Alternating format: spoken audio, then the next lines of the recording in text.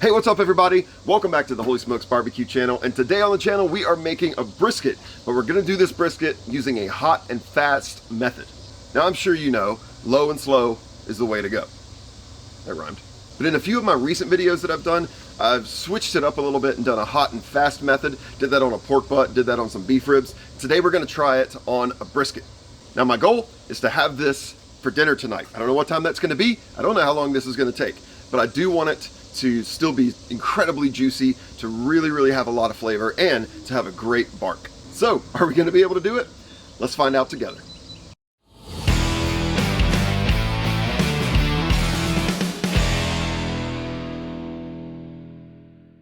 All right, there's meat, and then there's this. This is a 17-pound full packer brisket. Now, I've talked about what a full brisket is. It's also called a double brisket or a packer brisket, but it's basically a brisket that includes both the flat, which is this flatter part here, and the point, which is going to be over here. Now these two pieces, you can find them pretty regularly available, separated, and what separates them is this fat right here.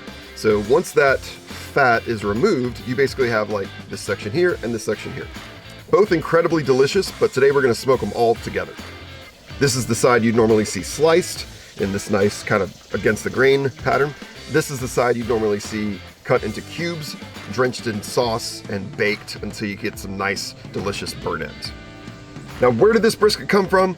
Of course, Strip District Meats. Pittsburgh, Pennsylvania, my favorite butcher. They supply all of the meat that I make here on the channel, and they are incredible, a local family-owned business, and they ship nationwide, so go to stripdistrictmeats.com, check out what they've got, and they'll ship it right to you.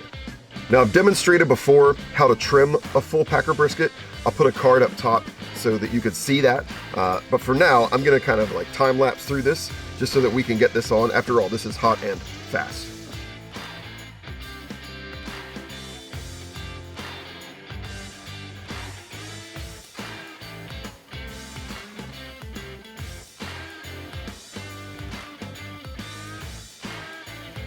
Okay, that looks pretty good. So just to recap what I've done here, I trimmed off a lot of that kind of top silver skin, not all of it, just because like it's not the biggest deal in the world on a brisket. On the fat cap, I did leave about 1/4 inch of fat all the way around where there was fat. I took out some of these hard fat deposits, but some of them I kind of left and just trimmed them down, because again, I don't want to separate the flat from the point. All right, for my binder today, I'm gonna use Heinz yellow mustard.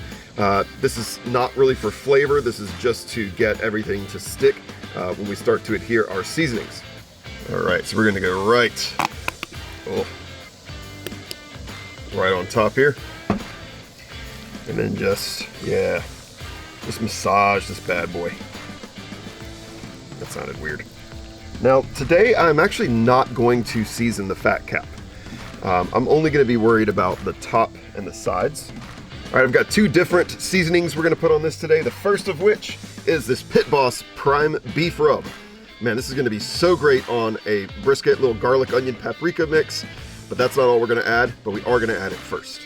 Now, I like to season from the open side, not the side with the holes in it, simply because it just allows me to get more out. And on a cut of beef like this,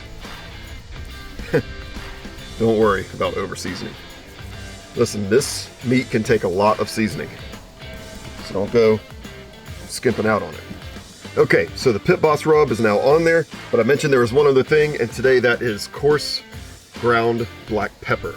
This is going to give it a little bit of bite, but also really help us to develop a nice bark. So we're just gonna add that right on top. Oh, I love the look of that. Just pat that on. Notice that I'm patting this and not actually rubbing it around. Just to get a nice even coating on there. Again, make sure I'm getting those sides so everybody gets some love. Okay, there we have a beautifully seasoned full packer brisket. So let's go ahead and head over to the smoker and we'll talk about how we're gonna do this hot and fast. Okay, today I'm smoking on my Pit Boss Platinum Series Lockhart, and we're gonna smoke this brisket today at 300 degrees Fahrenheit. And I don't know how long it's going to take, but I am going to come out and monitor it occasionally, but I'm also going to use the internal meat thermometers that came with the Lockhart to be able to monitor it remotely from my Smoke IT app. Since we are cooking at a higher temperature, I'm also using my smoke tube. You've seen that in my last couple of videos as well, just to make sure that we're getting a good amount of smoke flavor. All right, here we go. Fat cap down. Just like that. The wok heart is a little bit hotter on that side, so that's where I want the thicker part of the meat.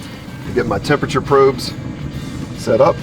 2 in this point meat there. And get one right here in the flat. Now it's time to close it up, and I'll monitor it, and I'll be coming back out in a couple of hours just to check on it and see how it's doing. All right, it's been 2 hours at 300 degrees. Let's see how we're looking. Oh, wow. So my smoke tube is almost out, so I'm gonna refill that in a little bit. But one thing I do notice is that it is starting to dry out. That's from that higher temperature. I'm just gonna do a little spritz. Now this is a mixture of just water and apple juice, just to make sure it maintains that moisture on the outside. So as far as my temperatures go, right here in the flat, I'm currently temping at 157, and then my 2 probes that are in the point are 112 and 127 respectively. So we're at a good spot. It's been 2 hours. I'm gonna let this go another hour, and we'll be back to check again. All right, it's been about another hour and 20 minutes, so 3 hours and 20 minutes total. Let's take a look. Woo, look at that. You've got a nice bark starting to form here. Plenty of moisture still. Okay, so my 3 temperature probes have kind of evened out. Like, not totally, but mostly. All 3 of them now are temping between 160 and 170. So what I'm gonna do now is take this brisket off. I'm gonna wrap it in some butcher paper. We're gonna put it back on, and we're gonna let it finish up. I'm gonna go all the way until it's probe tender. We'll talk about what that means. All right, there's our brisket. Look at that. All right, let's just pull this a little bit like here. There we go. Try and slide this over without nuking my hands. There we go. All right, so we're gonna take this, gonna wrap it like so. Again, the fat cap is down. And we're gonna flip it again, just like that. And then just gonna tighten it up here, just like that. So now, gonna put this back on the smoker until it's probe tender. What I mean by that is I'm gonna be using my temperature probe, and I'm gonna be putting it through the butcher paper into the meat, and what I'm looking for is 0 resistance. I want it to be like butter. And that's gonna happen around 200 degrees Fahrenheit. So back on we go, and I'll see you when it's probe tender. Okay, it's been about 5.5 total hours at 300 degrees Fahrenheit, and all 3 of my temperature probes are reading either 201 or 202. So it's interesting how they were wildly different when we first temped them, but now they've all come up to the same thing. So let's take a look. Obviously it's just wrapped in paper right now, but I'm gonna use another temperature sensor, again, to just check for that tenderness. We'll get it right in here. Okay. There's still a little bit of resistance there. So I'm gonna let it keep going. I know it's at 202 already, but I'm gonna let it keep going for maybe another 20 minutes or so. And then we'll pull it off, and I'm gonna let it rest for about an hour. So I'm gonna do all of that, and then when you see me again, we'll be ready to show you what it looks like. All right, after 1 hour in the cooler, here we go. And now let's see what we've got. Oh, look at that. Woo!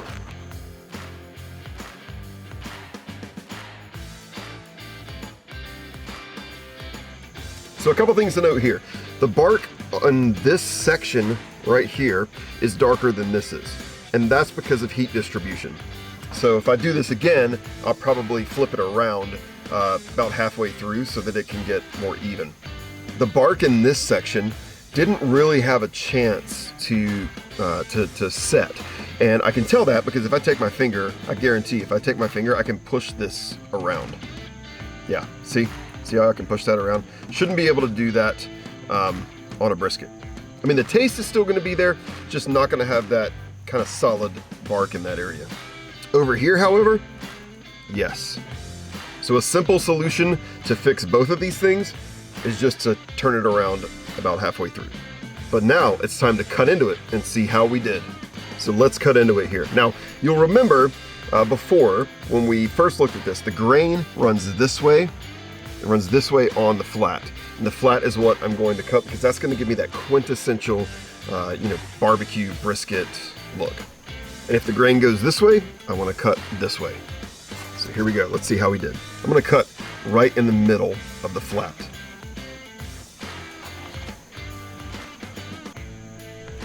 Still very hot, obviously. The knife goes through pretty easily. Here we go. Oh, look at that. That looks nice. You can see the juice in there. Let's give it the old flop test here.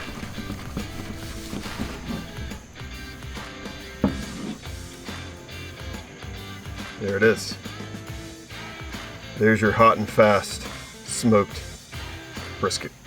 All right, I am so interested to see how this tastes because I've never made a brisket this fast.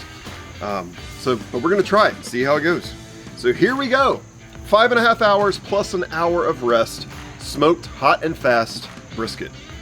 Full brisket. Here we go.